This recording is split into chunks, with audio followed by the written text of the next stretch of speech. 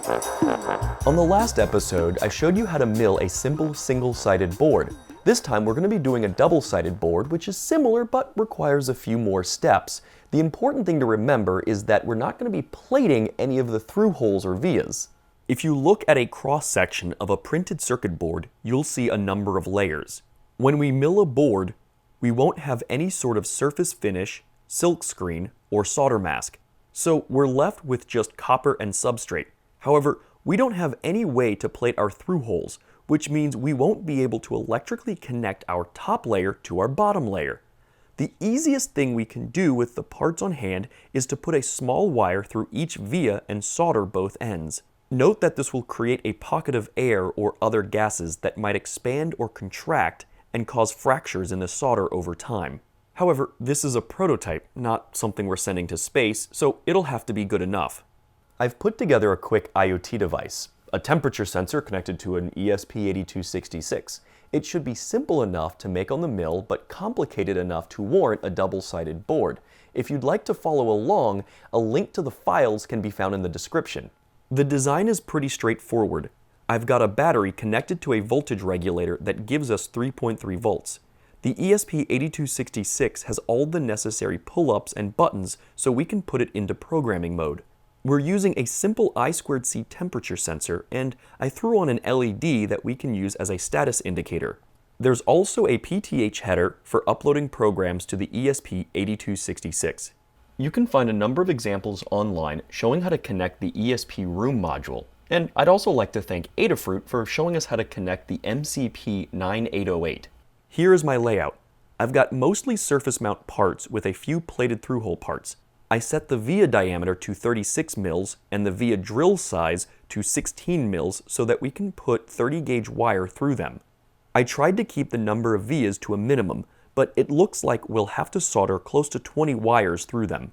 Run the Gerbers, keeping front copper, back copper, and edge cuts selected. If you have plated through hole and non-plated through hole parts, you can select PTH and NPTH holes in a single file. This will combine all our drill hits into a single file, which can be useful for when we can't plate our boards. Generate the drill file and close out of KiCad. Feel free to check your Gerbers to make sure everything lines up. Apply double-sided tape to one side of a double-sided PCB blank, making sure not to overlap or bunch up the tape. Align the board to the front left corner of the bracket. Push down around the board to make sure it is stuck to the spoil board. In the Bantam Tools software, import your Gerbers, starting with the front copper file. Select your back copper file, edge cuts, and drill file. You should see your board appear in the viewer. Next to Material, select Double-Sided FR1. Milling the top layer is very much like milling a single-layer board. We'll start with just the traces. A 5mm engraving bit and 1/64 inch end mill should do nicely. Click Start Milling to begin the process. You'll likely start with the 5mm bit, so insert it and tell the software to begin milling. When that's done, switch to the 1/64 inch mill and let the machine mill the next section. Vacuum out the chips and inspect the traces. Everything should be cut to an appropriate depth. If not, adjust the board thickness as necessary in the software. If your cuts are too deep, try increasing the board thickness by about 0.1 millimeters. On the other hand, if the cuts are too shallow, try decreasing the board thickness by about 0.1 millimeters. Note that you might have to move the plan over in the software or start over again with a blank PCB. Deselect traces and select holes. Change the 5mm bit to a 1/32 inch end mill.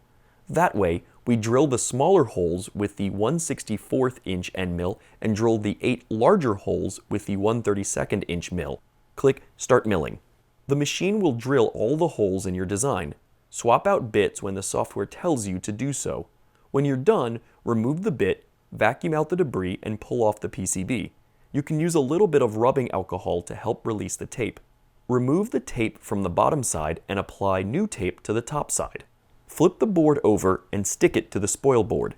This time, align it to the bottom right corner. Back in the software, click the toggle switch to switch to the bottom side of the board. Notice that the preview shows the bottom side aligned with the right corner of the bracket. Deselect holes, as we've already drilled those, and select traces. Swap out the bits so that we will mill traces with the 5mm engraving bit and the 1/64 inch flat end mill. Click Start Milling. Follow along with the software as it tells you to swap and locate bits. Don't forget to lay down your cardboard when swapping bits and vacuum when it's done. In the software, deselect traces and select Outline. Remove the 5mm bit and swap out the 1/64 inch mill for the 1/32 inch mill. Click Start Milling. Put in the 1/32 inch mill and the machine will route your board outline. Once it's done, vacuum everything out and pry out the board. Use some rubbing alcohol or a metal spatula to help you lift the board. Carefully check your board. Make sure that all your vias and through holes line up on both sides. It looks like the registration was off slightly on my board, but this should be good enough for a prototype. Strip and cut several pieces of 30 gauge wire about 1/4 inch long each. Raise the board with some cardstock or business cards. Drop a piece of wire in each via. Solder the top side of all the vias. If you accidentally pull out a wire, apply flux, heat the solder, and push the wire back through with some tweezers. Clip the tops of the wires, flip the board over, and solder the bottom side. Clip any excess wire poking through the bottom side as well. And now you can solder. I recommend starting with the ESP8266 module and then working from the inside out with your surface mount components.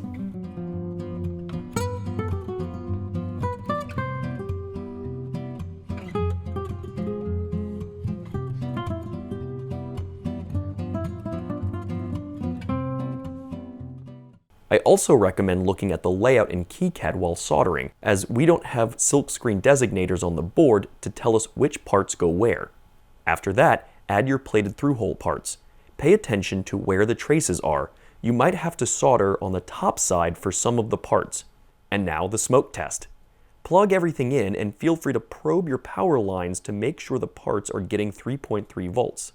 Next, we put the ESP8266 into programming mode by holding both buttons, releasing the reset button, and then releasing the programming button. Then, we upload our code.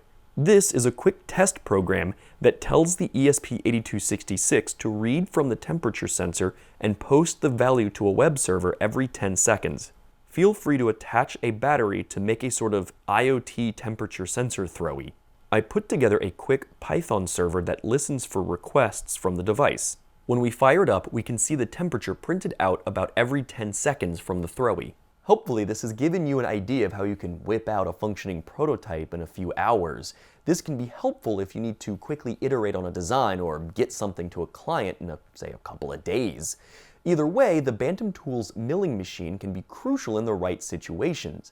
Be safe, and please subscribe if you want to see more videos like this one. Happy hacking!